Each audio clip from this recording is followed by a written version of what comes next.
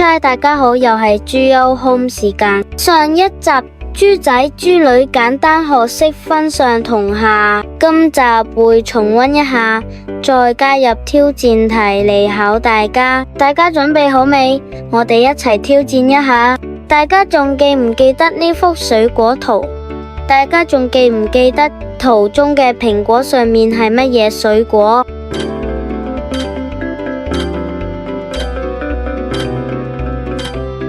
答案係奇異果。如果題目改為乜嘢水果喺蘋果上面，答案係乜嘢？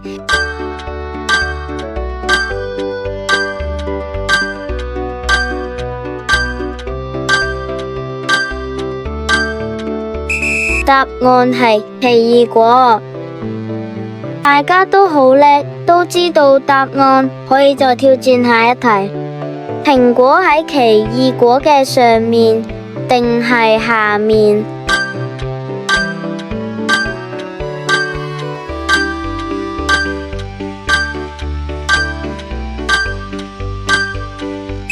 答案係蘋果喺奇異果嘅下面。呢題比較難，我哋再細心分析一下答案。係奇異果擺咗一個十字架，我哋睇下蘋果係咪喺奇異果嘅下面？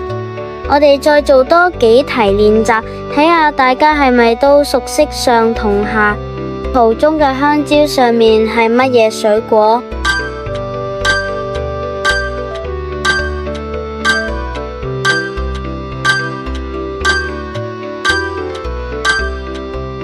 答案係士多啤梨。咩水果喺香蕉上面？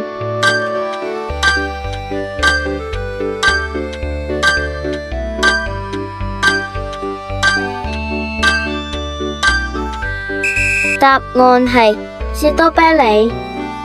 香蕉在士多啤梨嘅上面定係下面？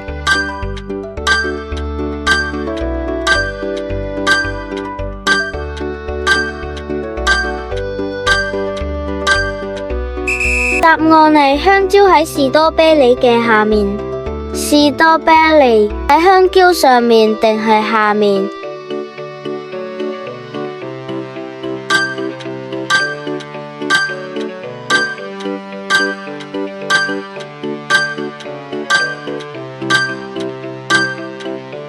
答案係士多啤梨喺香蕉上面。乜嘢水果喺菠蘿上面？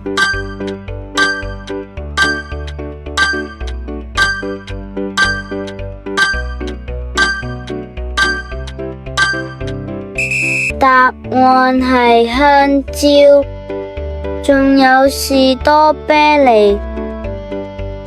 今集豬優 home 時間又到啦，我仲準備咗一啲挑戰題目俾大家，有興趣請留意下一個影片。如果有興趣豬優 home 嘅影片，記得訂閱。最後我準備咗一首純音樂同大家分享，拜拜。